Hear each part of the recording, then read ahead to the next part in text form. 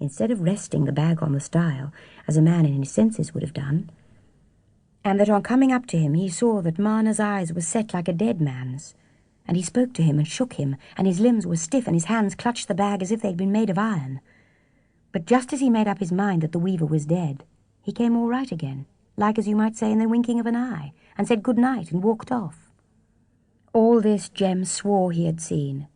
more by token that it was the very day he had been mole-catching on Squire Cass's land, down by the old saw-pit. Some said Marner must have been in a fit,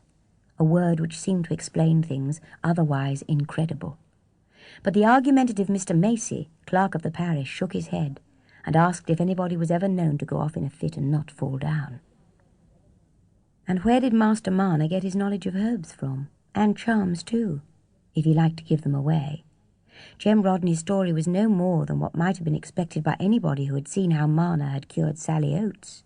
and made her sleep like a baby, when her heart had been beating enough to burst her body for 2 months or more while she'd been under the doctor's care. He might cure more folks if he would,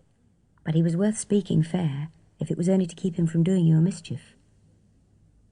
It was partly to this vague fear that Marner was indebted for protecting him from the persecution that his singularities might have drawn upon him, but still more to the fact that the old linen weaver in the neighbouring parish of Tarley being dead, his handicraft made him a highly welcome settler to the richer housewives of the district, and even to the more provident cottagers, who had their little stock of yarn at the year's end. At the end of 15 years, the Raveloe men said just the same things about Silas Marner as at the beginning. They did not say them quite so often, but they believed them much more strongly when they did say them. There was only one important addition which the years had brought. It was that Master Marner had laid by a fine sight of money somewhere, and that he could buy up bigger men than himself.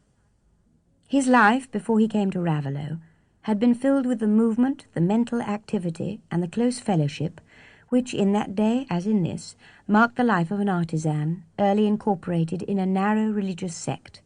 where the poorest layman has the chance of distinguishing himself by gifts of speech, and has, at the very least, the weight of a silent voter in the government of his community. Marner was highly thought of in that little hidden world, known to itself as the church assembling in Lantern Yard. He was believed to be a young man of exemplary life and ardent faith, and a peculiar interest had been centred in him ever since he'd fallen, at a prayer meeting, into a mysterious rigidity and suspension of consciousness, which, lasting for an hour or more, had been mistaken for death. Silas was both sane and honest, though, as with many honest and fervent men, culture had not defined any channels for his sense of mystery, and so it spread itself over the proper pathway of inquiry and knowledge. He had inherited from his mother some acquaintance with medicinal herbs and their preparation, a little store of wisdom which she had imparted to him as a solemn bequest. But of late years he had had doubts about the lawfulness of applying this knowledge, believing that prayer might suffice without herbs. Among the members of his church there was one young man a little older than himself, with whom he had long lived in such close friendship as it was the custom of their Lantern Yard brethren to call them David and Jonathan. The real name of the friend was William Dane, and he too was regarded as a shining instance of youthful piety, though somewhat given to over-severity towards weaker brethren, and to be so dazzled by his own light as to hold himself wiser than his teachers.